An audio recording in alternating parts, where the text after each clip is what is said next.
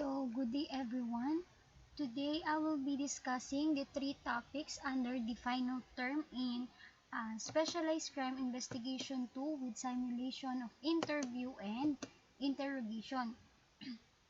And those are RA 8792 or yung Electronic Commerce Act, then Arson investigation and carnapping. So for our learning objectives, at the end of the lesson, the student should be able to define the important terms in Republic Act 8792, illustrate carnapping investigation, and acquire knowledge in arson investigation.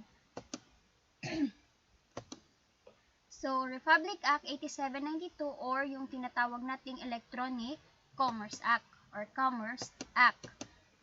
For Section 5, definition of terms, let us first define what is addressee. Addressee refers to a person who is intended by the originator to receive the electronic data message, or electronic document, but does not include a person acting as an intermediary with respect to that electronic data message or electronic data document. So, this addressee includes computer, which refers to any device or apparatus that can store, retrieve, and produce information. Next will be electronic data message. It refers to the information generated, sent, received, or stored by electronic, optical, or similar means. So, it is the information generated through email and other means as long as gumamit po sila ng computer in sending or receiving data, tinatawag po natin siyang electronic data message. Next will be information and communication system. It refers to a system for generating, sending, receiving, storing, or otherwise processing electronic documents. So, information and communication system includes the computer system or other similar device in which data is being recorded or stored in any procedures related to the recording or storage of electronic document. So, meaning, gumagamit sila ng computer or other electronic communication system para po makapag-generate ng iba't ibang data or iba't ibang information para ma-send and ma-receive as well as ma-store po ang data. And tinatawag nga po natin siyang electronic documents. Next will be electronic signature. It refers to any distinctive mark, characteristic, and or sound in electronic form representing the identity of a person. So, here is the example. As you can see on the left side of our slide, makikita nyo po yung example. Example po ito ng letter for OJT. So, andyan na po yung format po ng letter natin. And then, the electronic signature will be on the top of your name. So, siguro naman po sa mga nakakagawa na ng letter dyan, sa mga, lalo na ngayon, pandemic, sa mga nagpapasa ng requirements, may required po na sending ng through email. And through email po, kailangan po is may overprinted name and signature and through electronic form. Ito po yung example natin sa electronic form. Next is electronic document. It refers to information or the representation of information, data, figures, symbols, or other modes of written expression that can be recorded electronically. So, as you can see, yung electronic document po, lahat po ng mga document that can be sent or received through the use of computer system. Tinatawag po natin siyang electronic document. Basta po dumaan po sa electronic system natin yan, lahat po ng document na matatawag natin is electronic document. Next will be electronic key.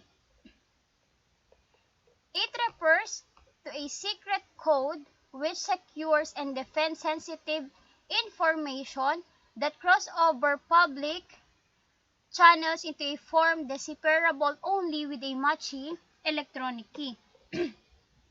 So, why do we need to have a secret code or key? So, sa tingin nyo, bakit kailangan ng secret code or key? So, basically, kailangan natin yan because there are documents or information that should be kept in private or something that is confidential. Kahit naman sa atin, sa cellphone natin, kung may mga tinatago tayo or may mga private message natin or may mga confidential documents na meron sa phone natin or kahit sa computer natin, is lalagyan talaga natin ng password. Next is intermediary. It refers to a person who is in behalf of another person and with respect to a particular electronic document, sends, receives, and or stores, provides other services in respect of that electronic data message or electronic document. So, it is the representative or focal person on behalf of the person they are representing to, particularly when it comes to electronic document related. And the originator refers to a person by whom or on whose behalf the electronic document purports to have been created, generated, and or sent. The term does not include a person acting as an intermediary with respect to that electronic document. Kung si intermediary, siya po yung representative or focal person, si originator is the vice versa of intermediary. So, they are the person owning the information needed to be searched or needed to be shared. That will be the originator. Sila po yung mismong may-ari nung document na kailangang i-shared po through electronic communication system. Next is the service provider. It refers to a provider of online services or network access or the operator of facilities. So, sa isang computer, gaya po sa computer shop, makikita nyo naman po na may isang server. Nung isang server na po yun, sila po ang nagpo-provide ng internet access throughout the computer. And that is service provider. Next, Section 33, the penalties for Electronic Commerce Act or yung RA 8792. So, mostly, hacking ang violated case natin when it comes to computer system. So, it refers to an authorized access into the computer system or server or information and communication system.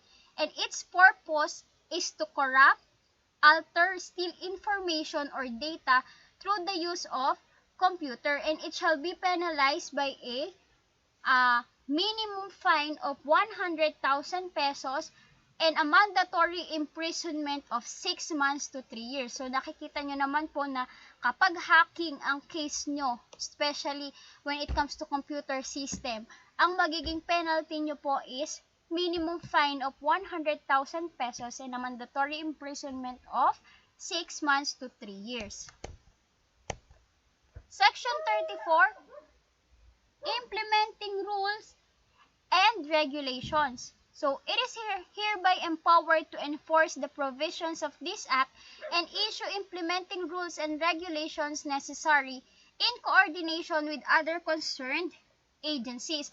So, yung other agencies po ay like Department of Transportation and Communications or yung National Information Technology Council and all agencies that empowered to use communication system. Doon lang po pwedeng i-implement yung rules and regulation natin as long as they are being empowered by communication system. Next, let's move on with arson investigation. So, first let us define what is arson.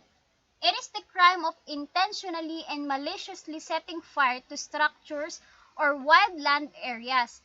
It may be distinguished from other causes such as spontaneous combustion and wildfires. So, arson usually describes fires deliberately set to the property as to collect insurance compensation. Dahil probably, collecting insurance is one of the motives of arson investigation, and that is the purpose of arson. Next will be PD 1613 and RA 6975. So think of this act.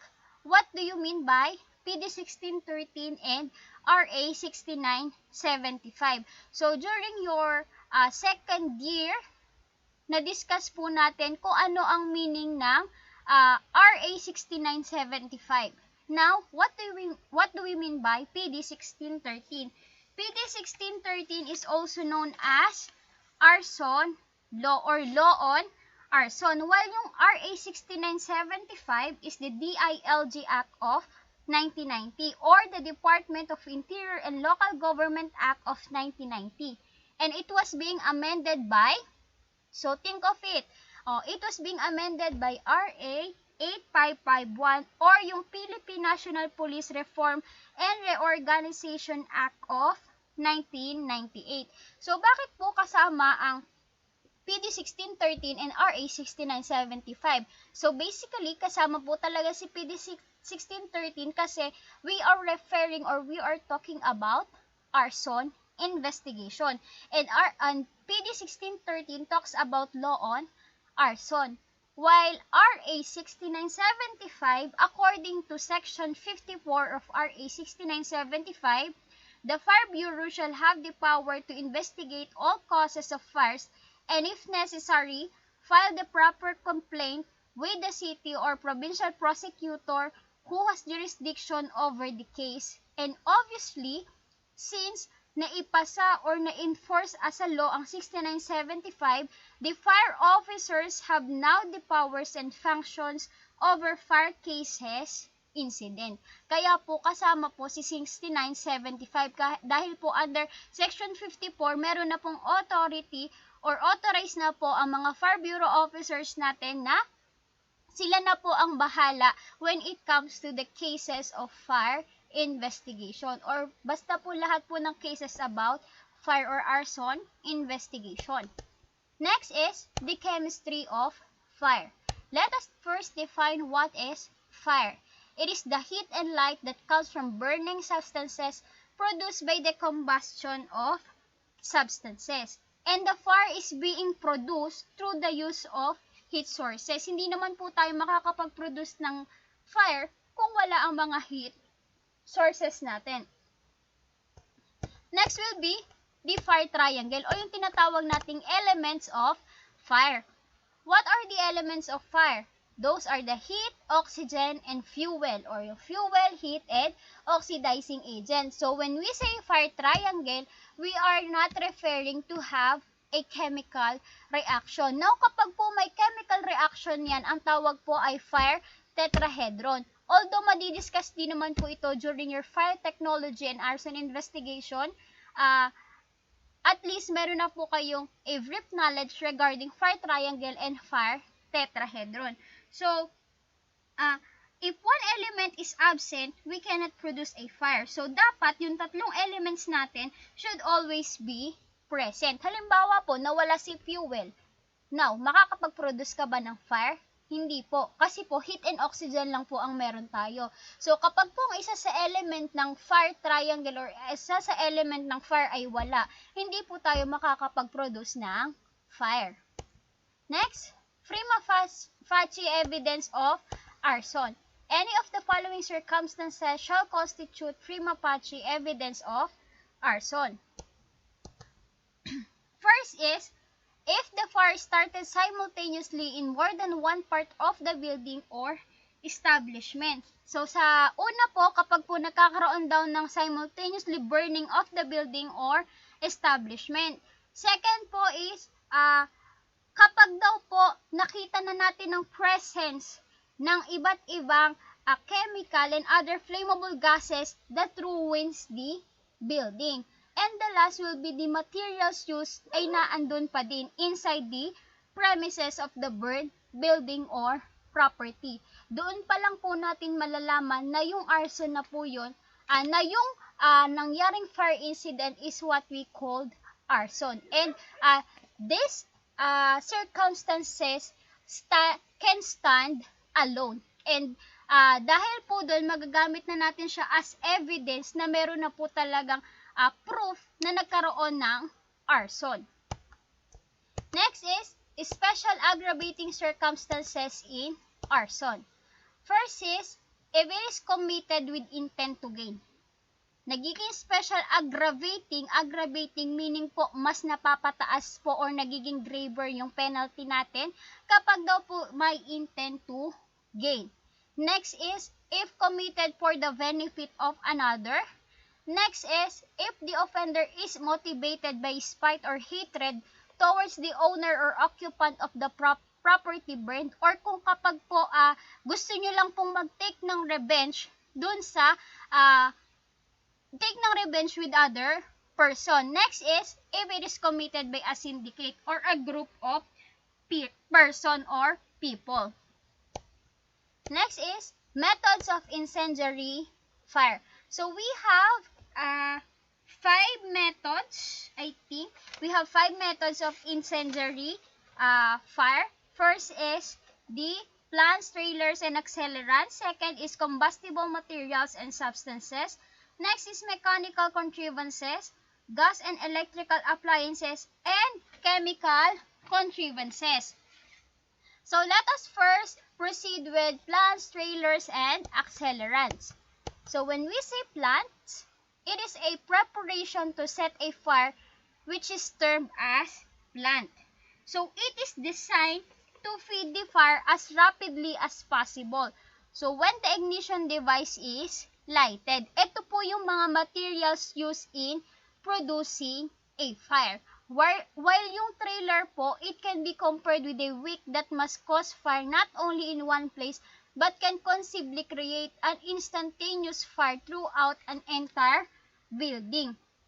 And ano naman po yung tinatawag nating trailer? Ito na po yung mga materials natin like kerosene and gas, and of course, yung light source, kasi hindi naman tayo makakapag-produce kung materials lang po ang meron tayo or yung plants lang po ang meron tayo. And it can be used to spread the fire in the building.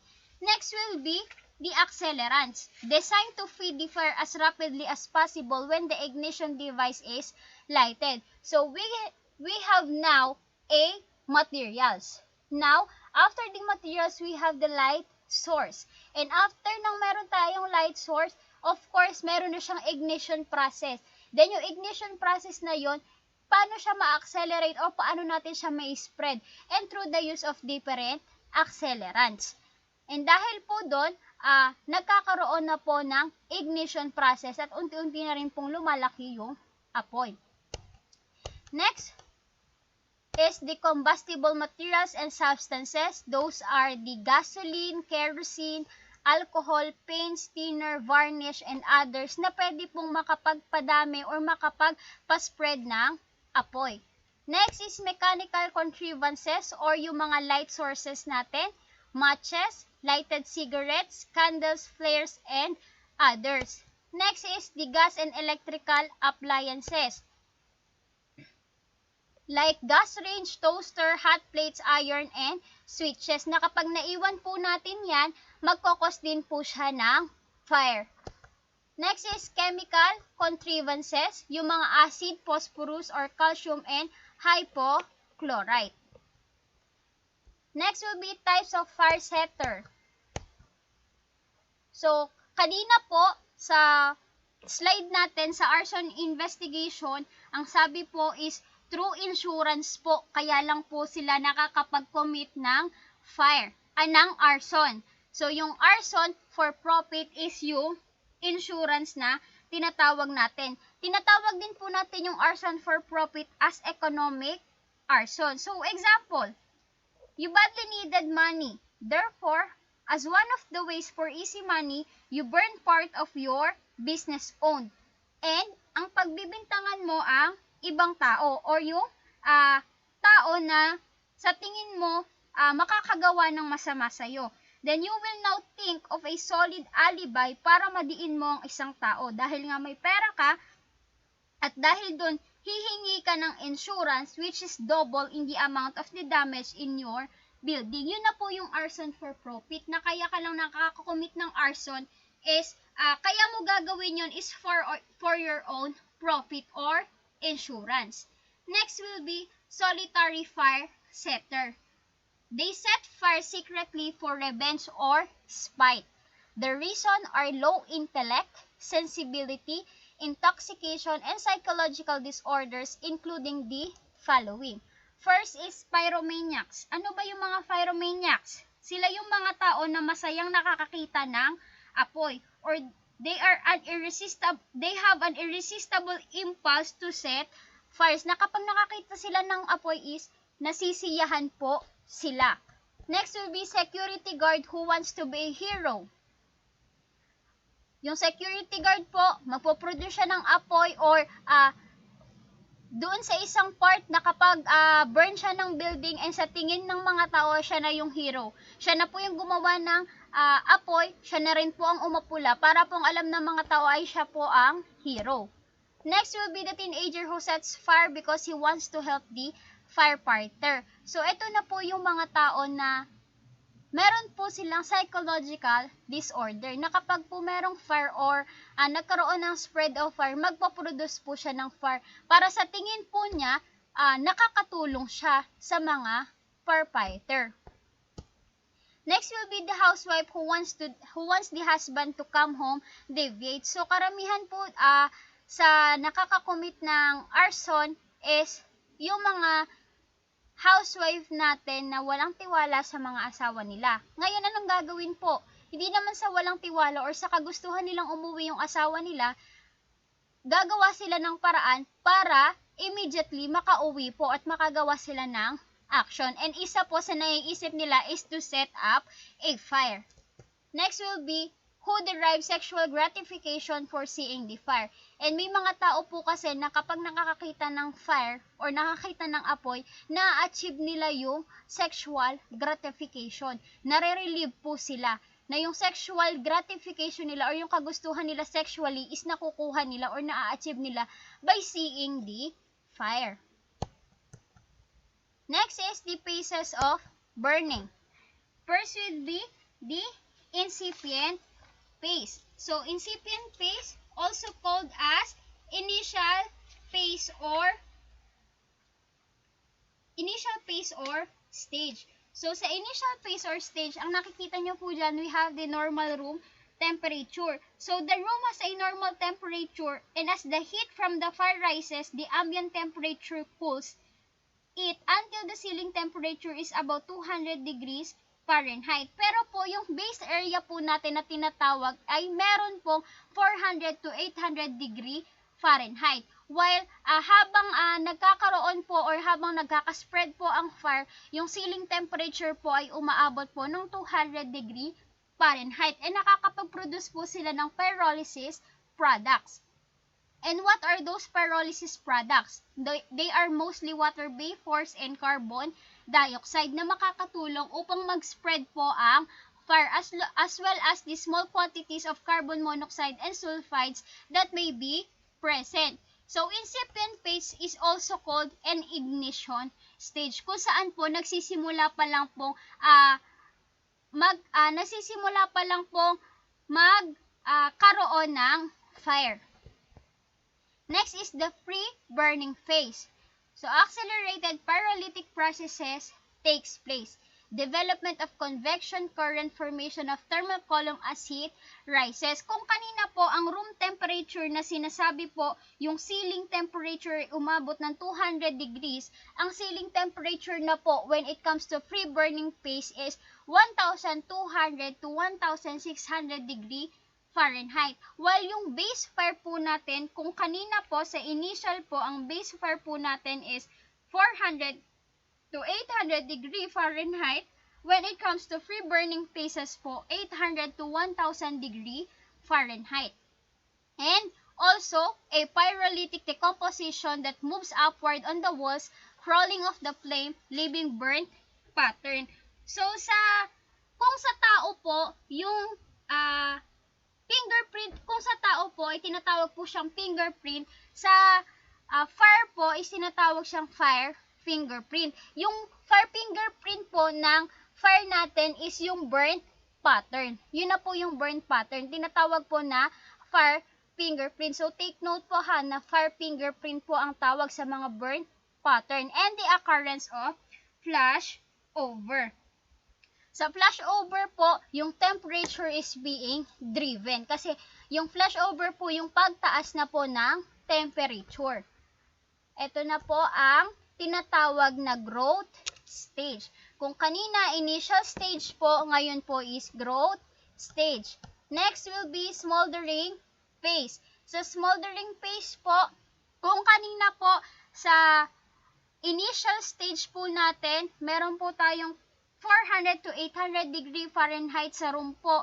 Ngayon naman po is tumataas na po ng tumataas until makareach po siya na 1250 degree Fahrenheit. While yung ceiling temperature po natin is 1000 to 1300 degree Fahrenheit. And heat and pressure in the room builds up.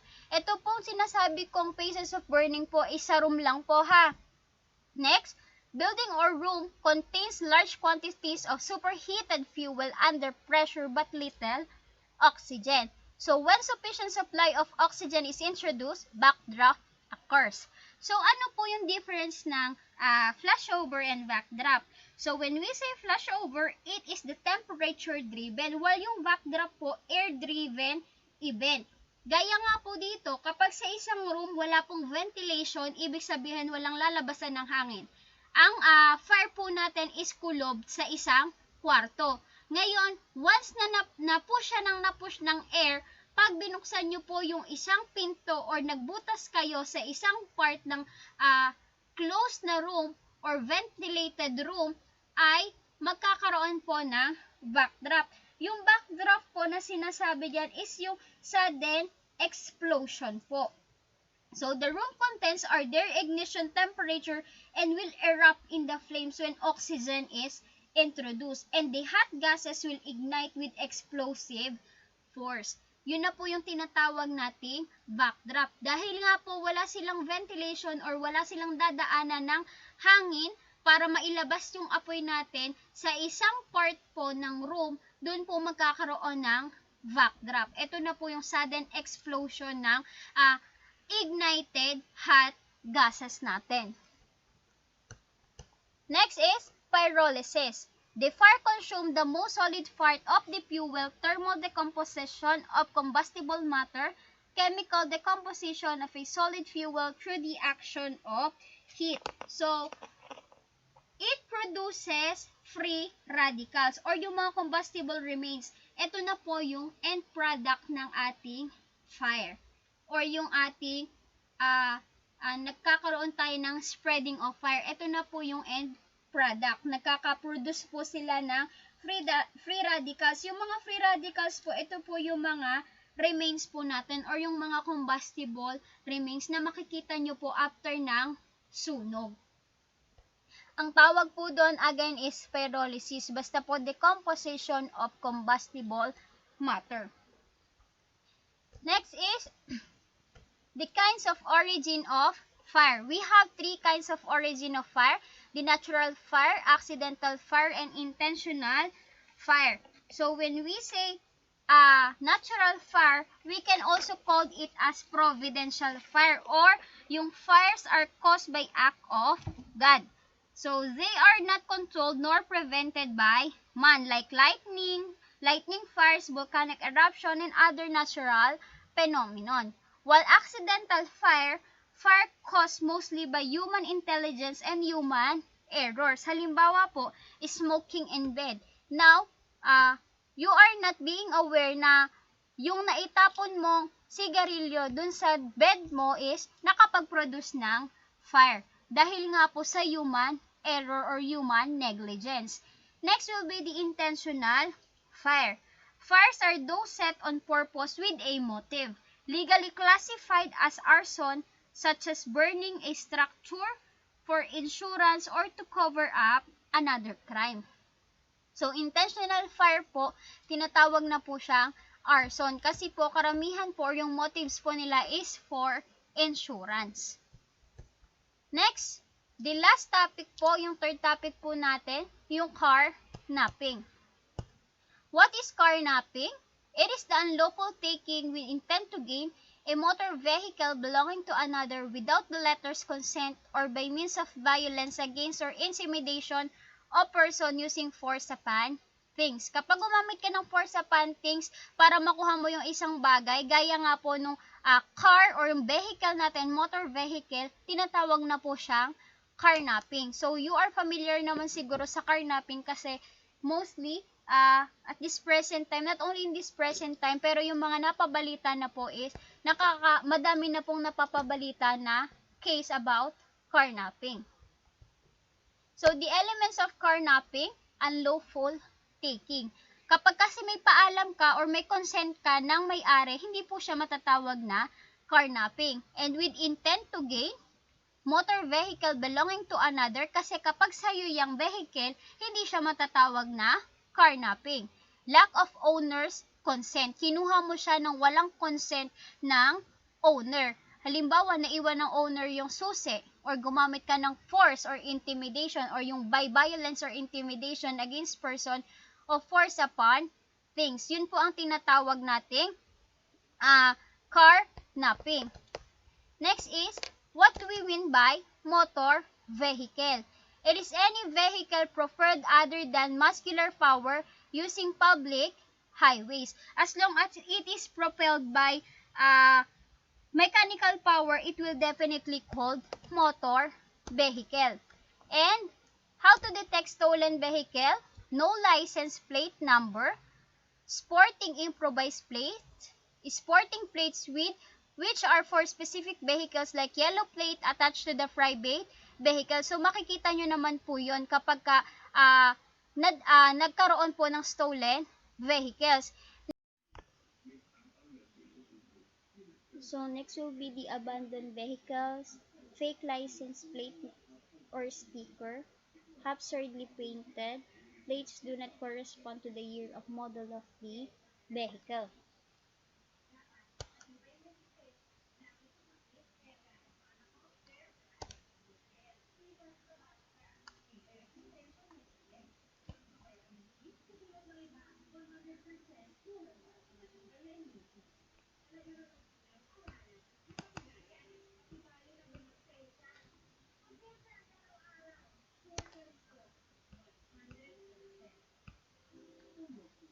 Okay, next will be detecting stolen vehicles using chemical process. First is micro-etching. So, micro-etching is the chemical process of restoring erased or tampered engine and chassis number. It is the process of continuous application of strong acid on suspected tampered or erased number. And doon po natin makikita kung yung chassis number is na-tampered or hindi. And next is, or the last part will be the macro-etching. It is the chemical process of determining the authenticity of engine and chassis numbers of a motor vehicle. So, it is the requirement before a clearance is used for registration of newly transferred vehicles from the owner. So, yung macro-etching po is the examination of the serial number of engine and chassis of a motor vehicle by a crime laboratory technician by means of applying chemical solution on the said serial numbers to determine whether there is tampering and or possible restoration of the tampered serial number. And yun po yung dalawang way kung paano po natin madedetect if yung stolen vehicles po, if yung vehicle po is being stolen or not.